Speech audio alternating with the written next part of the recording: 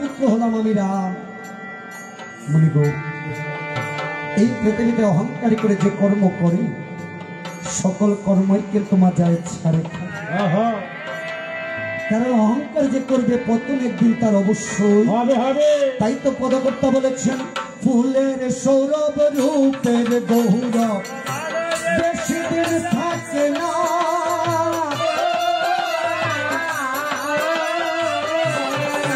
মনে যত কিছুই কর মানুষ জমি তো ছাড়বে না। তোমরা কিসের তরে করছ রে মানুষ পরায়ার পরা,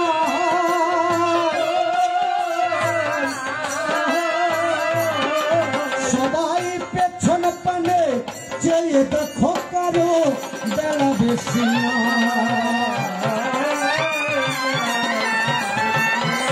তোমরা কি ধন লইয়া আইসর মানুষ দেবে দেখ শোনে,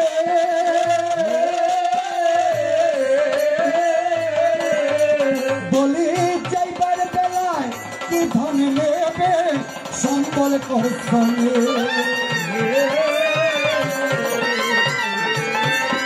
আবার ঘুম ঘুম ঘুমাই সরে মানুষ আর কত ঘুমাবে,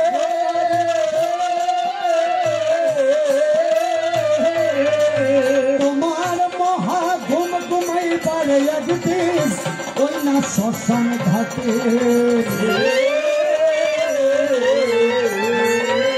তোমরা বিয়া বিয়া বিয়া বলো মানুষ আর এক বিয়া আছে,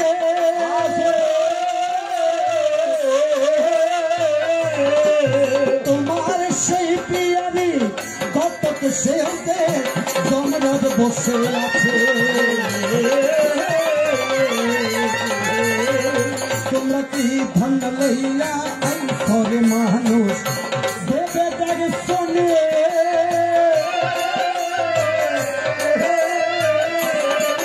বলি যাইবার বেলায় কি ধন নেবে সম্বল করছনে।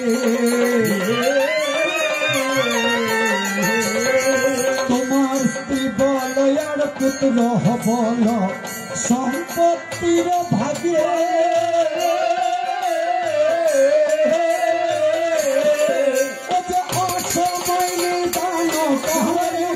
গোবিন্দ সারথে।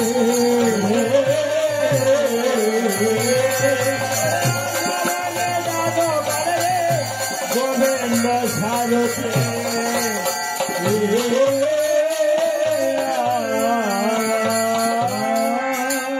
আমি কান্তি বাবু পুত্র কন্যাদেরকে বলবো আসলে এসে বসার জন্য, আর ছেলের গলায় একটা গামছা। মণিগৌ বলি তবে ঠাই সেদিন অহংকার বসে কিন্তু হরিশ্চন্দ্র যজ্ঞ করতে পারে নাই। মণি ঠাকুর দেখো না করিয়া স্মরণ, আজ থেকে 1 বৎসর পূর্বে আমি রাম, আমি তো বাবা অহংকার কম করিনি কেন জানো? আজ থেকে 1 বৎসর পূর্বে আমার আশ্রমে এসেছিল কুলপুরোহিত বশিষ্ঠ মুনিবর। মণিগৌ যে বশিষ্ঠ মুনি ঠাকুর আমার বশিষ্ঠ মুনিবর আমায় দেখে দেখে বলেছিল, রাম রাম বলি তো ঠাই এই পৃথিবীতে পিতা মাতা পুত্র সন্তান কেন পালে জানো না? কেন কেন? কোন পিতা মাতা পুত্র সন্তান পালে না যেন পুত্র বড় বড় বিল্ডিং করে দেবে, দালান কোঠায় রাখবে। কোন পিতা মাতার সন্তান এই জন্য পালে না যেন বড় বড় দালান কোঠায় রেখে ভালো ভালো খাওয়া। শুধু পিতা মাতা পুত্র সন্তান কেন পালে জানো? কেন কেন? যেন শেষ বয়সে দুবেলা দুমুঠি আহার দেয়। আর এই সন্তান দুবেলা দুমুঠি আহার দিয়ে যেদিন এমনি ভাবে চলে যায়, সেদিন যেন বল হরি বলতে বলতে কাঁধে করে শ্মশান পর্যন্ত নিয়েছে। নিয়ে মুখে একটু অগ্নি দিয়ে সেই জল পিণ্ড দান করে